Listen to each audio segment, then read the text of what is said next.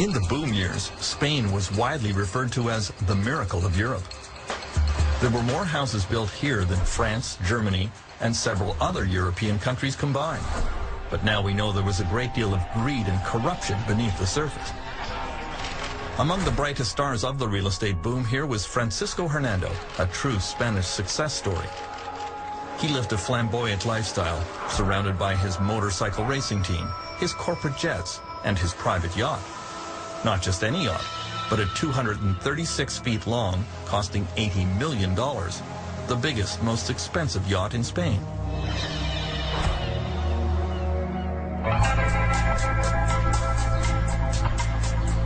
In 2004, Francisco Hernando built what was supposed to be his crowning glory, near the town of Cesena, 1 hour south of Madrid, a giant condominium development the size of a small city.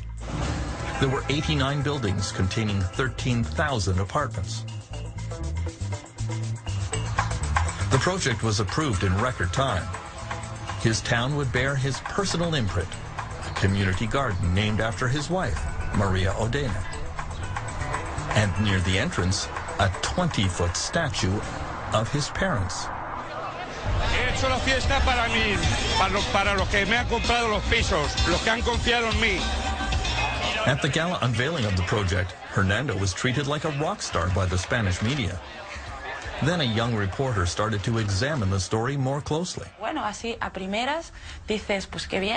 Everyone was saying, wow, that's great, that's wonderful, he's a self-made man. The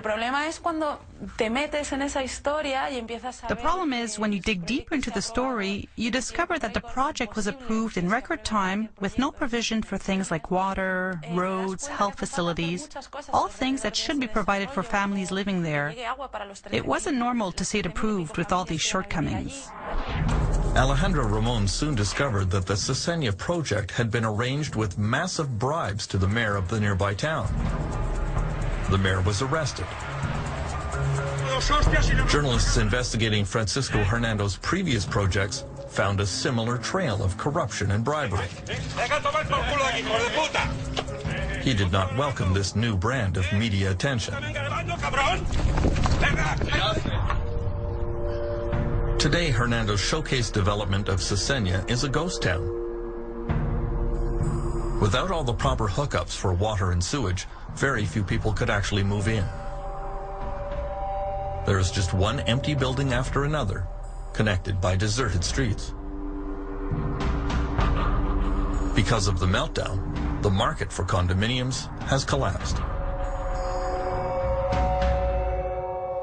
Francisco Hernando has evaded prosecution because Spanish police have not yet been able to prove that he was the source of all the bribes.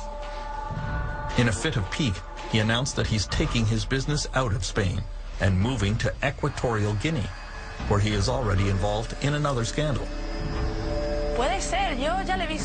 We've seen this guy do the same thing over and over now in different countries. I don't know if this guy knows how to do it any other way. Maybe that's just how he does things. Over the last 2 years, criminal investigations in Spain have resulted in dozens of arrests. In the city of Marbella, almost the entire town council stands accused of accepting bribes from real estate developers. Because of the meltdown, 2/3 of Spanish municipalities are now facing bankruptcy. Most workers around the world had little way to fight back against the effects of the meltdown. During the boom years, Spain was called the miracle of Europe. No more.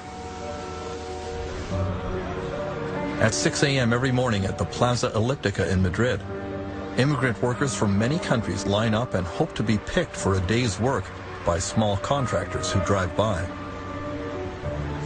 With unemployment at 20%, they were the first to lose their jobs. The Spanish government recently offered to pay immigrants to go back to where they are from. Few took up the offer. Suleiman from Mali says he will hold on here in hopes that things will improve. But he sees no evidence that will happen.